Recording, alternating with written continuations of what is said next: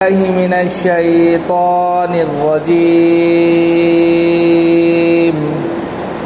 بسم الله الرحمن الرحيم.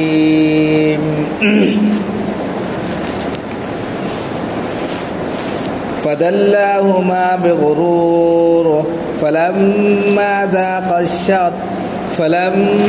ذاقا الشجرة بدت لهما سوآتهما وطفقا يخصفان عليهما من ورق الجنة وناداهما ربهما ألم أنهكما عن تلكما الشجرة وأقل لكما إن الشيطان لكما عدو مبين.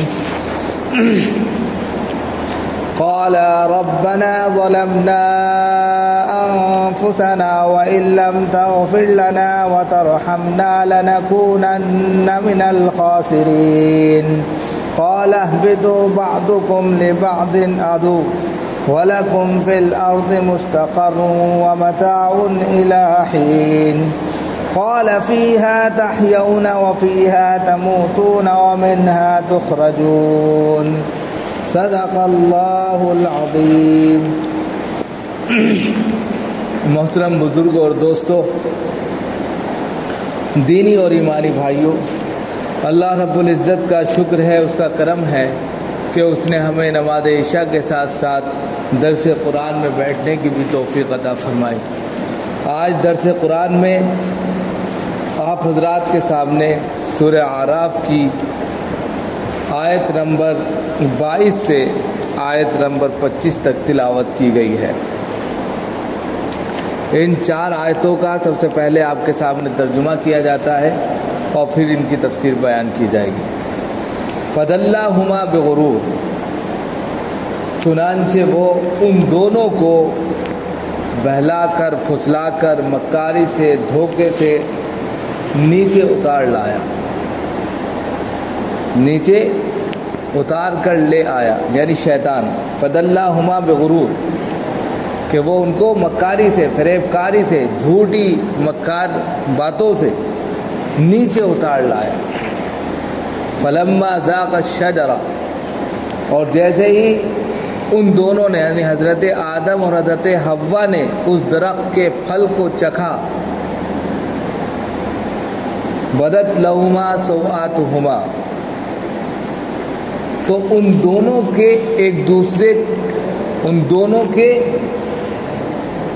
لیے جو ایک دوسرے کا پردہ تھا وہ بے پردہ ہو گیا، یعنی کہ ان دونوں کی شرمگاہیں ایک دوسرے کے نظر آنے لگی.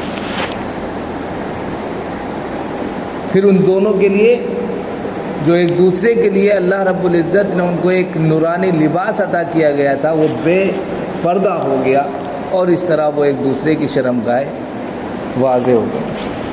وَطَفِقَا يَخْصِفَانِ عَلَيْهِمَا مِنْ وَرَقِ الْجَنَّةِ، اور جیسے ہی وہ بے پردہ ہوئے تو جنت کے پتوں سے اپنے آپ کو ڈھانپنے لگے، اپنے اوپر جنت کے جو پتے تھے اپنی شرمگاہوں کو ڈھانپنے لگے، ان کو چھپانے لگے. وَنَادَاهُمَا رَبُّهُمَا، بس اللہ رب العزت نے ان دونوں کو پکارا. وَنَادَاهُمَا، یعنی حضرت آدم اور حضرت حوا کے جو رب ہیں، ان دونوں کے رب نے ان دونوں کو پکارا. أَلَمْ أَنْهَكُمْ عَنْ تِلْكُمُ الشَّجَرَةِ، کیا میں نے تمہیں منع نہیں کیا تھا؟ میں نے تم کو سمجھایا نہیں تھا؟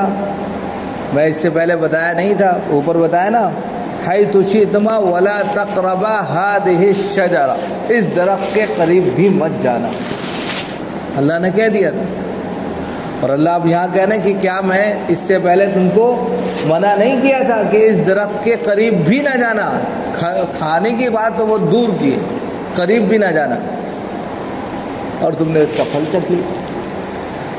تو کیا میں نے تمہیں اس پھل کے کھانے سے، اس پھل کے چکھنے سے منع نہیں کیا تھا؟ وَأَقُلْ لَكُمَا، اور تمہیں نہیں بتایا تھا کہ إِنَّ الشَّيْطَانَ لَكُمَا عَدُوٌّ مُبِينٌ، کہ شیطان تم دونوں کا کھلا ہوا دشمن ہے، پیچھے پڑا ہوا ہے، اس سے بچ کے رہنا. ہم پہلے ہی تمہیں بتا چکے تھے، اس کے باوجود تم سے غلطی ہو گئی، اس کے باوجود تم نے جو ہے اس پھل کو کھا لیا. پھر اس کے بعد میں قالا ربنا ظلمنا، دونوں نے کہا، حضرت حوا اور حضرت آدم نے کہا ربنا ظلمنا انفسنا، اے ہمارے پروردگار ہم نے اپنے اوپر گناہ کیا ہے، ظلم کیا ہے، اپنے پیروں پر کلہاڑی مار لی کہ ہمارے پروردگار ہم نے خود اپنے اوپر ظلم کیا۔ آپ نے تو بالکل صحیح کہا تھا کہ قریب بھی نہ جانا، لیکن ہم خود چلے گئے، ہم نے گناہ کیا ہے، ہم نے خود ظلم کیا۔ وَإِن لَّمْ تَغْفِرْ لَنَا، اور اگر آپ اب معاف نہیں کریں گے، وَتَرْحَمْنَا، اور ہم کو رحم کا کرم کا معاملہ ہمارے ساتھ نہیں فرمائیں گے، لَتَكُونَنَّ مِنَ الْخَاسِرِينَ، تب تو ہم خسارے میں چلے جائیں گے۔ اگر آپ معاف کر دیں گے، مغفرت کر دیں گے، رحمت برسا دیں گے، تب تو کامیابی ہے ہماری، اور اگر آپ معاف بھی نہ کریں، رحمت بھی نہ ہمارے ساتھ میں کرم کا رحم کا معاملہ بھی نہ فرمائیں، تو ہم دنیا کے بھی نہیں رہیں گے اور آخرت سے تو نکال دیے گئے۔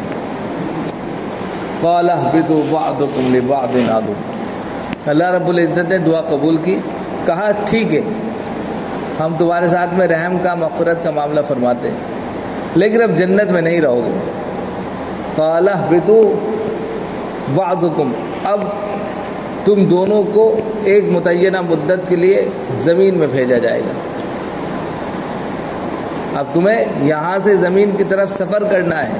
قَالَ اهْبِطُوا، اتار دیا جائے گا نیچے، اس طور پر اتارا جائے گا، اس حیثیت سے اتارا جائے گا نیچے، بَعْضُكُمْ لِبَعْضٍ عَدُوٌّ، اب تم دونوں ایک دوسرے کے دشمن ہو، یعنی انسان اور شیطان ایک دوسرے کا دشمن ہے، یعنی کہ اب تم جو ہے شیطان کی بات نہ ماننا، اگر اچھے عمل کرو گے پھر یہیں آ جاؤ گے، دنیا میں جا کے اس کی بات نہ ماننا، لہذا وہ دنیا میں آپ کو بھی اتارا جائے گا، اس کو بھی بھیج دیا جائے گا، وہ بھی راگ درگاہ ہو گیا ہے، اب آپ جو ہے دونوں ایک دوسرے کے دشمن ہیں۔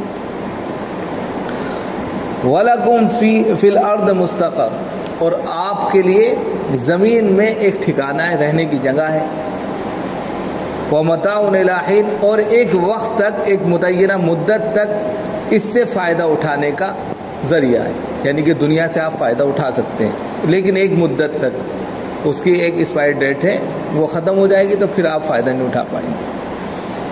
قَالَ فِيهَا تَحْيُونَ، اللہ رب العزت نے کہا اب یہیں آپ کو زندگی گزارنی ہے دنیا میں، وَفِيهَا تَمُوتُونَ، یہیں مرنا ہے، وَمِنْهَا تُخْرَجُونَ، پھر یہیں سے ہم تمہیں اٹھائیں گے، نکالیں گے۔ تو یہ تو اس کا ترجمہ ہوا جو آپ کے سامنے پیش کیا گیا۔ اب تفسیر کے نقطۂ نظر سے دیکھیے کہ کیا ہے اصل۔ دیکھیے بات چل رہی تھی یہاں پر حضرت آدم اور حضرت حوا کی، انسانیت کی بات چل رہی تھی، اور انسانیت کی بات میں یہ کہا گیا تھا اللہ رب العزت کی جانب سے کہ جب حضرت حوا کو حضرت آدم کو بنا دیا گیا اور جنت میں ان کو رکھا گیا کہ ایک درخت ہے اس کے قریب نہ جانا۔ اب شیطان جو ہے بڑا پریشان تھا بہت زیادہ کہ کیسے ان کو نکالیں یہاں سے۔ اب ان کے پاس جا جا کر من گھڑت کہانیاں بتا رہا تھا، جھوٹی سچی باتیں بتا رہا تھا۔ اب اس نے ان کو اپنے جال میں پھنسا لیا، اپنی فریب کاری میں، اپنے دھوکے بازی میں پھنسا لیا، اور پھنسا کر ان کے اعلیٰ جو ان کی بلندی تھی، اعلیٰ مرتبہ تھا ان کا، بلند مرتبہ تھا، اس بلندی سے درجہ اولیاء سے اتار کر تحت الثری میں لے آیا، یعنی اس درخت کے قریب لے آیا، یعنی کہ ان کا مرتبہ مثال کے طور پہ 7ویں مالے پر تھا، اور وہ درخت جو تھا نیچے زمین میں لگا ہوا تھا مثال کے طور پہ۔ اب 7ویں مالے سے اتار کر نیچے زمین پر لے آیا کہ بھیا یہ درخت ہے، ارے چکھے تو دیکھو، جاؤ تو۔ اب ایک تو یہ مانے، یا یہ کہ ان کے مقام اور مرتبے سے اس نے ان کو گرا دیا، یعنی اللہ نے ان کو جنت میں اعلیٰ مرتبہ عطا کیا تھا، بلند مرتبہ عطا کیا تھا، اور اس درخت کے پھل کو کھلا کر اس نے اس مرتبہ سے ان کو بالکل نیچے گرا دیا، اپنی دھوکہ دڑی سے، اپنی مکاری عیاری سے انہوں نے کھلا دیا، بس وہ اعلیٰ مرتبہ سے نیچے آ گئے۔ تو دونوں معنی لے سکتے ہیں آپ کہ دلہ کے اصل معنی آتے ہیں اوپر سے نیچے کی طرف پھینک دینا، اصل معنی یعنی اوپر سے کوئی چیز نیچے جب پھینکی جاتی ہے اس کو دلہ بولتے ہیں، دلون بھی ڈھول کو کہتے ہیں، جب آپ ڈھول اٹھا کر پانی میں ڈالتے ہیں تو سیدھا کنویں میں جاتا ہے، نیچے ڈال دیتے ہیں آپ، پھر کھینچتے ہیں آپ، تو کتنا نیچے پھینک دیتے ہیں۔ اس سے کنایہ لیا گیا کہ ان کی بلندی کتنی اعلیٰ تھی، اس بلند مرتبے سے اٹھا کر بالکل تحت الثرى میں نیچے پھینک دیا بالکل، یہ کنایہ ہے، یعنی کہ آخری چوٹی پر وہ اپنا مقام بنائے ہوئے تھے اور ایک دم سے نیچے گر گئے، اتنا نیچے گر گئے کہ اب وہ جنت میں نہیں رہ سکتے تھے۔ اور پھر دوسرا فلما ذاق الشجرہ، جب وہ نیچے آ گئے درخت کے پھل کو چکھ لیا، کھا لیا یا اس کے قریب ہو گئے، جو بھی ہوا، اب ان کے لباس اتر گئے۔ کہتے ہیں یہاں پر جیسے لباس اترے بدت لہما سواتہما میں ابن کثیر نے لکھا ہے کہ وہب بن منبہ فرماتے ہیں کہ اللہ رب العزت نے ان کو جنت میں ایک نورانی لباس عطا کیا تھا۔ نورانی لباس کا مطلب یہ تھا کہ وہ غیر مرئی تھا، دکھائی تو نہیں دیتا تھا، لیکن جو قابل احترام جگہ ہے انسان کی اس کو پردہ کیے ہوئے تھا، چھپائے ہوئے تھا، غیر مرئی۔ اور آج کے وقت میں آپ اس کو ناخنوں سے اشارہ لگا سکتے ہیں، ناخن دیکھ رہے ہیں، یعنی کہ یہ ایک گوشت کے اوپر ایک ایسا کہہ سکتے ہیں کہ لباس ہے کہ وہ خوبصورت بھی لگتا ہے اور لباس کا لباس چھپائے ہوا ہے گوشت، اس کو سمجھ سکتے ہیں۔ اور آج کے وقت میں بہت سے ایسے لباس ہیں جو مارکیٹ میں آ گئے ہیں کہ وہ لباس نہیں لگتے لیکن وہ ساری چیزیں چھپائے رہتے ہیں۔ تو غیر مریدہ دکھائی تو نہیں دیتا تھا وہ، لیکن جو صدر کی جگہ تھی، چھپانے کی جگہ تھی، شرمگاہیں تھی، اس کو وہ صدر کر لیا کرتا تھا، چھپا لیتا تھا۔ وہ نورانی لباس کے نام سے مفسرین نے لکھا ہے۔ کہتے ہیں جیسے ہی اس پھل کو کھایا انہوں نے، وہ لباس اتر گیا، اسی لیے کہا بدت لہما سواتہما، کہ ان دونوں کی جو شرمگاہیں تھی، سوات کہتے ہیں شرمگاہوں کو، ان دونوں کی شرمگاہیں ایک دوسرے کے لیے واضح ہو گئی، بے پردہ ہو گئی، دکھائی دینے لگی۔ اب وہ ہمارے شرم کے ادھر جائیں کدھر جائیں سمجھ میں نہیں آ رہا۔ مثال کے طور پہ منی پور میں کیا ہو رہا ہے آج کے وقت، اگر آپ اس کا تھوڑا سا ڈیمو دیکھنا چاہتے ہیں، منی پور کی حالت دیکھ لیجیے۔ وہاں پر خواتین کو ننگا کر کے ان کے ساتھ میں بدسلوکی ہو رہی ہے، کھلے عام 50 لونڈے جو ہے عورتوں کو ننگا کر کے دوڑا رہے ہیں اور ان کے ساتھ میں ریپ کر رہے ہیں، زناکاری کر رہے ہیں اور پھر ان کو موت کے گھاٹ اتار رہے ہیں۔ لیکن وہ ویڈیو جو وائرل ہو رہی ہے اس میں وہ خواتین جن کو ننگا کیا گیا وہ کس طریقے سے اپنے آپ کو ڈھانپنے کی کوشش کر رہی ہیں۔ یعنی کہ انسان کی فطری چیز ہے کہ اگر وہ برہنہ ہو جاتا ہے جلدی سے سمٹنا چاہتا ہے، وہ اللہ نے اس کے اندر حیا رکھی ہے۔ ایسے یہاں پر ہوا کہ جیسے ہی ان کے ایک دوسرے کے لباس فاش ہوئے تو وہ گھبرا گئے، سمٹنے لگے۔ تو منی پور کا واقعہ ہم نے اس لیے آپ کے سامنے رکھا کہ انسانیت شمسار ہو رہی، شمسار ہو رہی، پوری انسانیت کا ننگا ناچ ہو رہا ہے۔ لیکن اللہ رب العزت نے انسانیت کو احترام کی نگاہ سے بتایا کہ اس کی عزت، اس کی آبرو سب محترم ہے۔ اب انسان اگر انسان کا ہی ادب نہ کرے پھر جانور اور انسانوں میں فرق کیا رہ جائے؟ تو اس لیے ایک دوسرے کا احترام کرنا، اس کی عزت کو بچانا، اس کو باپردہ رکھنا، یہ بہت بڑی بات ہے۔ اور اللہ رب العزت نے انسان کے فطرت میں یہ چیز ڈالی ہے کہ وہ باپردہ رہے، فطری چیز ہے۔ پہلے دن جب وہ بے پردہ ہو گئے تو جلدی سے کیا کرا ہے انہوں نے، وَتَفِقَا يَخْصِفَانِ عَلَيْهِمَا مِنْ وَرَقِ الْجَنَّةِ، اپنے اوپر دونوں کے دونوں جنت کے پتے اٹھا اٹھا کر لپیٹنے لگے، جوڑ جوڑ کر باندھنے لگے، اس کو چپکانے لگے، کسی طرح بے پردگی نہ ہو۔ اگر ہم آج کے وقت میں دنیا کے کسی بھی خطے میں انسانیت کو کپڑا پہنائیں تو یہ بہت بڑی بات ہے، ثواب کی بات۔ ننگا کریں، برہنہ کریں، ان کی عزتوں کے ساتھ کھیلیں، سنگین جرم ہے، سمجھنا چاہیے، اللہ کی پھٹکار ہے۔ تو یہ سارے واقعات یہیں سے ہیں۔ جب اگر آپ نکالیں تو دیکھیے یہاں جب انہوں نے اپنے آپ کو جنت کے پتوں سے ڈھانپنا شروع کیا اور کسی طریقے سے اپنے لباس کو چھپانا شروع کیا، اپنے تن بدن کو چھپانا شروع کیا، تو یہ میسیج تمام انسانیت کے لیے ہے، اگر کسی کو برہنہ دیکھو تو اس کے اوپر کم از کم کپڑا ڈال دو، یہ ساری چیزیں۔ اور اگر کہیں ایسا ہو رہا ہے تو دوسرے تمام انسانوں کو اٹھ کر ان کی دعائی دینی چاہیے اور ان کا ساتھ دینا چاہیے کہ یہ غلط ہو رہا ہے، کیونکہ آگ جب کسی گھر میں لگتی ہے تو یہ نہ سوچو کہ اس کے گھر میں لگ رہی ہے، میرا گھر تو محفوظ ہے، آگ جلتے جلتے آپ کے گھر تک پہنچ سکتی ہے۔ اس لیے کبھی غلط چیزوں میں آپ جو ہے ساتھ نہیں دیں، اس کے خلاف اپنا احتجاج داخل کریں۔ وَتَفِقَا يَخْصِفَانِ عَلَيْهِمَا مِنْ وَرَقِ الْجَنَّةِ، اور اپنے اوپر وہ جنت کے پتے لپیٹنے لگے، مارے اس کے کہ وہ ایک دوسرے کے لیے لباس بن جائے۔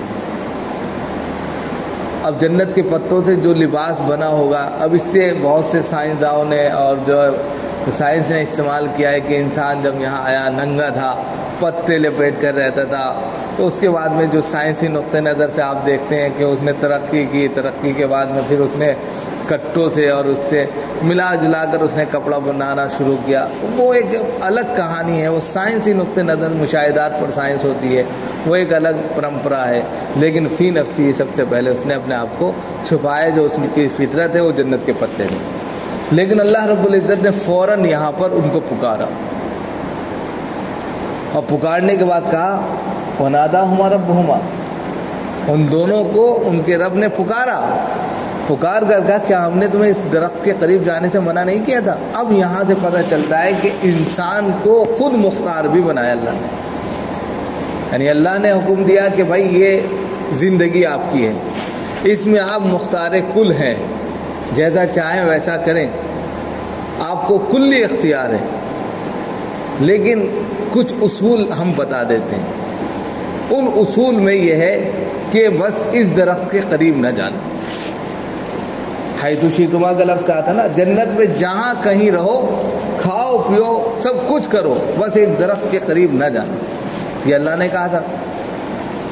تو اب یہاں پر انسان کو خود مختار بنا دیا، اب انسان کی اپنی یعنی کہ اختیارات جو انسان کو دیے گئے اس کا اس نے غلط استعمال کیا، اور غلط استعمال کر کے اس نے اس درخت کو کھا لیا۔ مثال کے طور پر اب گنہگار انسان ہی ہوگا، اس نے اپنے اختیار کا غلط فائدہ اٹھایا۔ اسی لیے یہاں پر کہا کہ اللہ رب العزت نے ان دونوں کو پکارا فوراً کہ ارے ہم نے اختیار دیا تھا، لیکن اس میں ایک شرط بھی تو لگائی تھی آپ کے لیے کہ یہاں نہ جانا، چلے گئے تم تو یہ غلط ہے، غلطی کی ہے تم نے۔ اور کیا ہم نے تمہیں اس درخت کے پھل کھانے سے یا قریب ہونے سے منع نہیں کیا تھا؟ بتایا، ان کو یاد دلایا، کیا منع کیا تھا آپ نے؟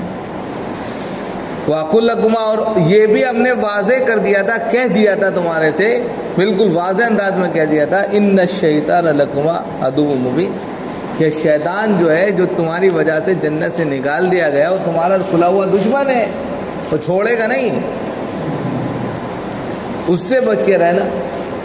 اب آپ اس سے اندازہ لگا لیجئے، جب حضرت حوا حضرت آدم بیچارے اللہ کے نبی ہو کر شیطان سے نہیں بچ پائے، تو آپ انسانوں کا کیا حال ہوگا؟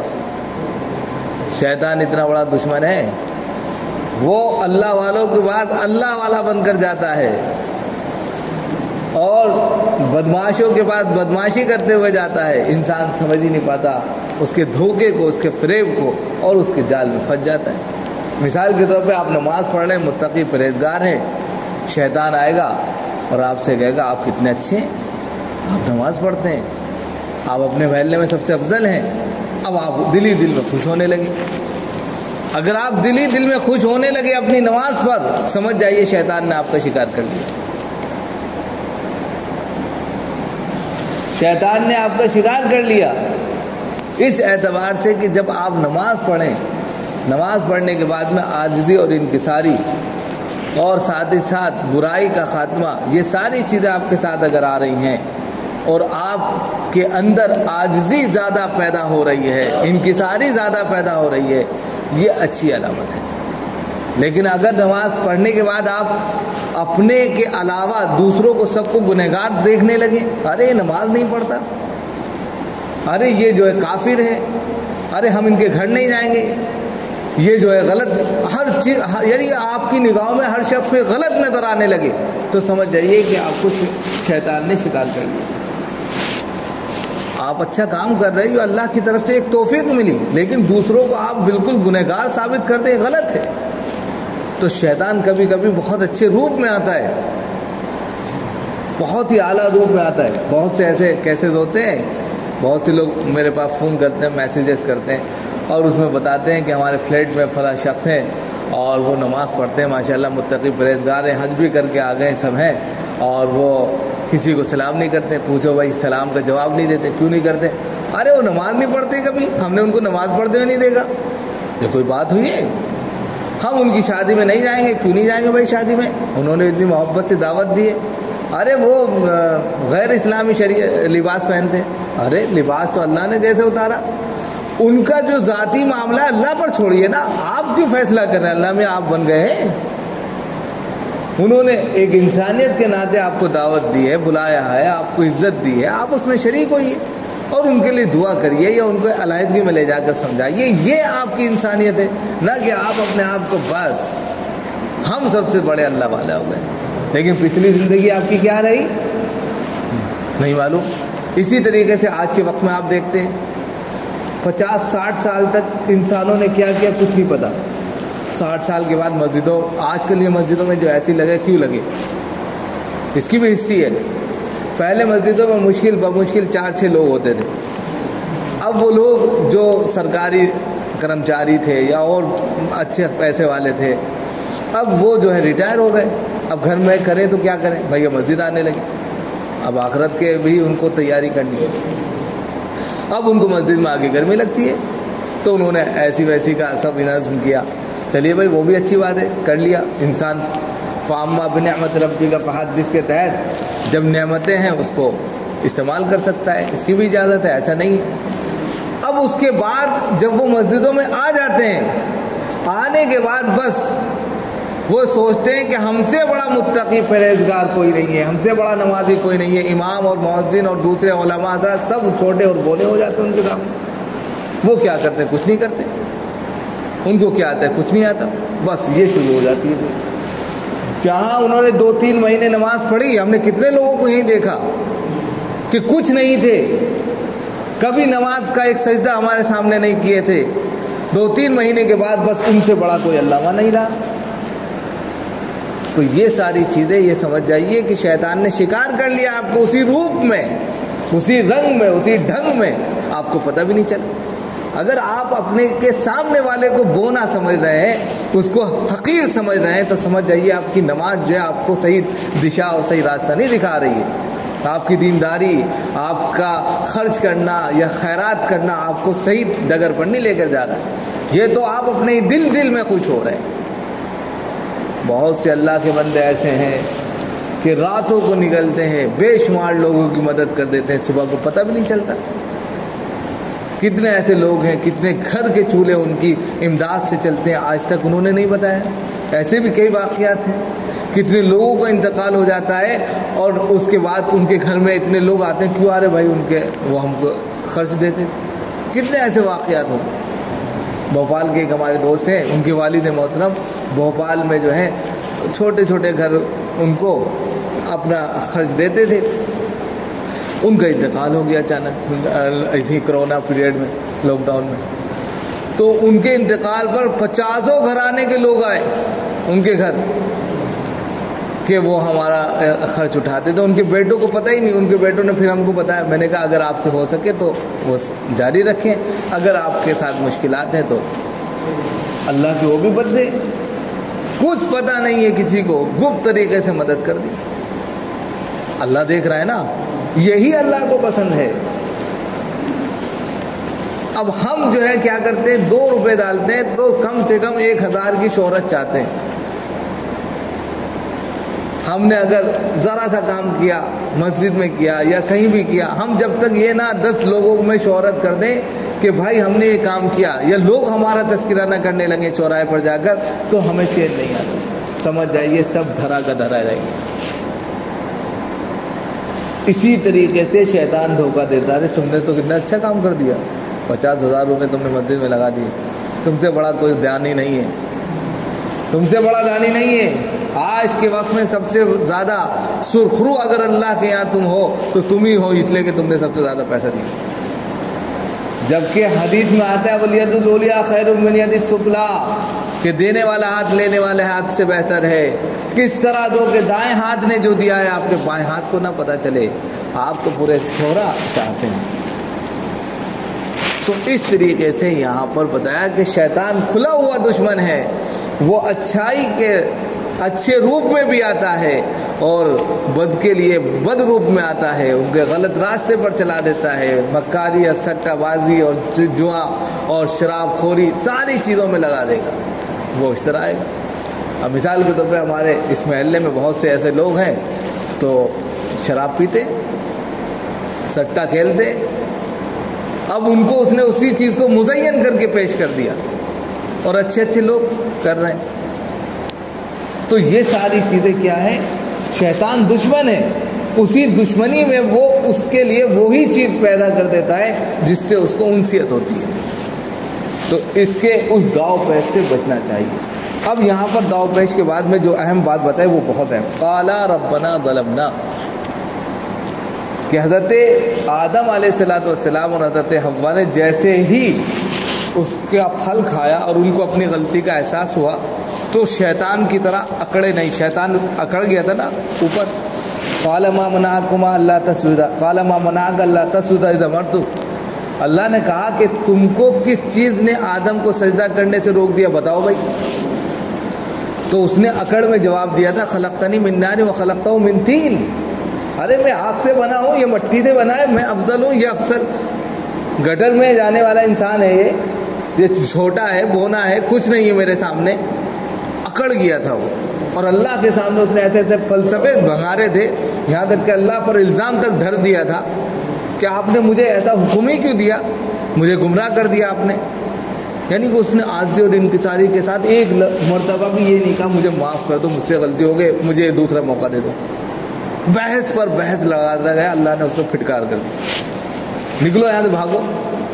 और हज़रत आदम ने क्या कहा, क़ाला रब्बना, है मेरे परवरदिगार मुझसे गलती हो गई है, हमने खुद जुल्म किया है, आपने नहीं, आपने बता दिया था, हमसे गलती हो गई है, गुनाह हो गया है, जुल्म हो गया है, अपने आप पर खुद हमने अपने पैरों पर कुल्हाड़ी मार ली है, पशेमानी शर्मिंदगी हो गई, अल्लाह की रहमत जोश में आ गई।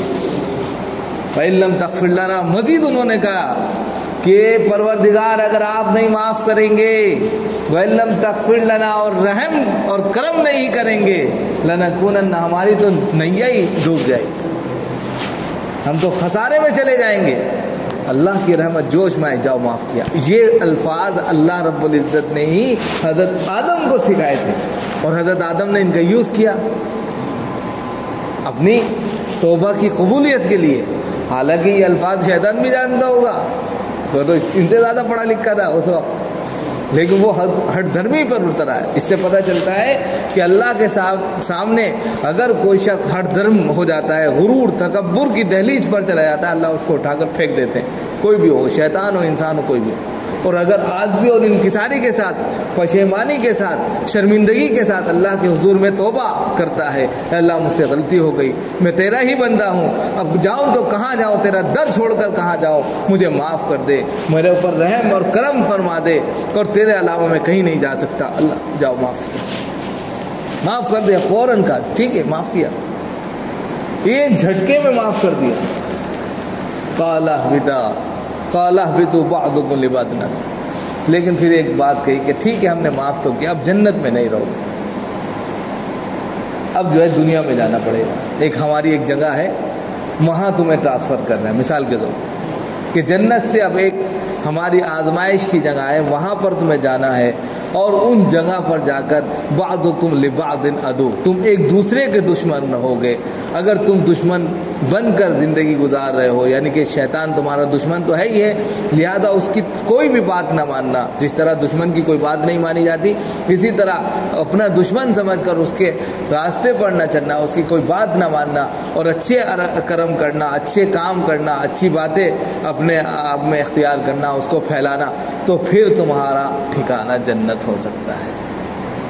اور اگر تم نے شیطان کو اپنا دوست سمجھ لیا جو دشمن بنا کر بھیجا جا رہے ہیں تو سمجھ جائیے کہ پھر تمہارا جو ٹھکانہ ہوگا وہ جہنم ہوگا۔ تو وہی کہا کہ قال اہبطوا، اب تمہیں ایک متعینہ مدت کے لیے زمین کی طرف بھیجا جا رہا ہے، لیکن تم دونوں یعنی تم دونوں ایک دوسرے کے دشمن ہو۔ وَلَكُمْ فِي الْأَرْضِ مُسْتَقَرٌّ، اور زمین کے اندر تمہارے لیے رہنے کی جگہ ہے، یعنی کہ مستقر رہنے کی جگہ کو کہتے ہیں۔ مستقر یعنی کہ یہاں پر آپ گھر بنا لیتے ہیں، یہاں پر پراپرٹی خرید لیتے ہیں، مستقر ہے، رہنے کی جگہ ہے، یعنی کہ آپ کے اختیار میں۔ وَمَتَاعٌ إِلَىٰ حِينٍ، اور ایک وقت تک، ایک متعینہ مدت تک آپ اس سے فائدہ بھی اٹھا سکتے ہیں۔ ہمیشہ ہمیشہ نہیں کہا کہ زندگی بھر تم جو ہے فائدہ اٹھاؤ، ایسا نہیں۔ زمین میں آپ جا رہے ہیں، زندگی گزاریں گے، ایک متعینہ مدت تک، ایک وقت تک آپ اس سے فائدہ اٹھا سکتے ہیں، لیکن اس کے بعد پھر آپ کو ہماری ہی طرف لوٹنا ہے۔ اب اصل کیا کہا؟ قال فیہا تحیون، اب آپ کی زندگی دنیا ہی میں ہوگی، یعنی آپ دنیا ہی میں زندگی بسر کریں گے، وفیہا تموتون، اور وہیں مر جائیں گے، وہیں اب آپ کا خاتمہ بھی ہوگا۔ ومنہا تخرجون، پھر وہاں سے یعنی زمین ہی سے پھر آپ کو نکالا جائے گا، اور قیامت کے اس میدان میں پھر صحیح فیصلہ ہوگا اچھے اور برے کا۔ جو اچھے ہوں گے ان کو جنت، اور جو برے ہوں گے ان کو جہنم۔ تو یہ پورا فلسفہ تھا جو آج کے آپ کے سامنے رکھا گیا۔ امید ہے آپ نے اس کو سمجھا ہوگا۔ اللہ تعالیٰ ہم سب کو عمل کی توفیق بخشے۔